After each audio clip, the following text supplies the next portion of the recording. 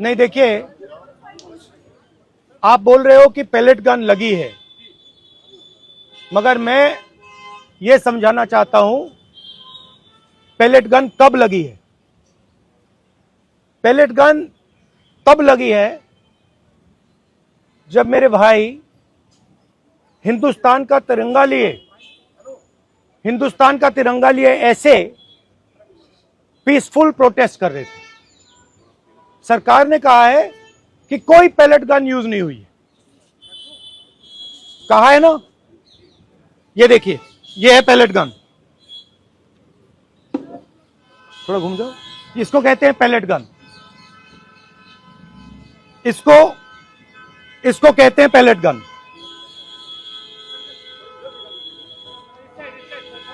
ठीक है, और इनकी आंख डैमेज हो गई है, इनकी आंख से इनको दिखाई नहीं दे रहा है। तो ये हमारे फ्यूचर हैं हिंदुस्तान के। ऐसे हजारों युवाओं पर पैलेट गन चलाई गई है, लाठी चलाई गई है, मारा गया है, पीटा गया है। और ये क्या कर रहे हैं? पीसफुल प्रोटेस्ट कर रहे हैं। क्यों कर रहे हैं? इनका पेपर लीक हुआ है। इन्होंने पुलिस का एग्जाम किया, मेहनत की, सालों मेहनत की, और फिर एक दिन इनको बताया गया कि भैया पेपर लीक हो गया है, आपके पास 60-70 लाख रुपए नहीं है, जिसके पास है वो पेपर खरीद के चला गया, आप जानो, आपका काम जाने। और ये लाखों लोगों के साथ हुआ है। इनके माता पिता ने मेहनत के पैसे से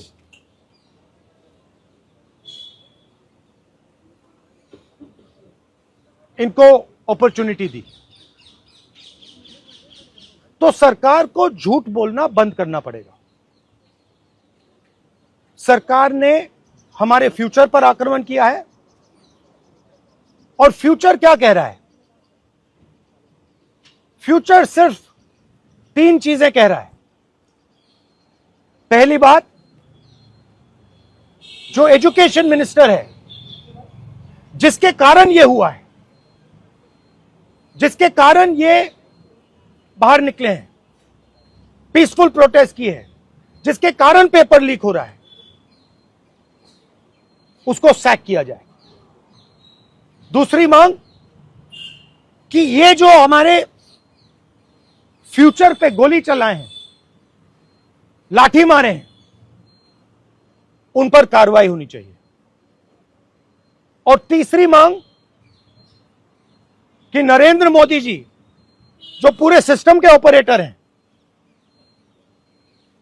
वो ऐसे जैसे हजारों युवाओं से माफी मांगे। इनका फिजिकल डैमेज हुआ है। मैं आपसे कह नहीं सकता हूं कि इनकी आंख बचेगी नहीं बचेगी। इनकी कोई गलती नहीं है। तो ये 3 मांगे हैं।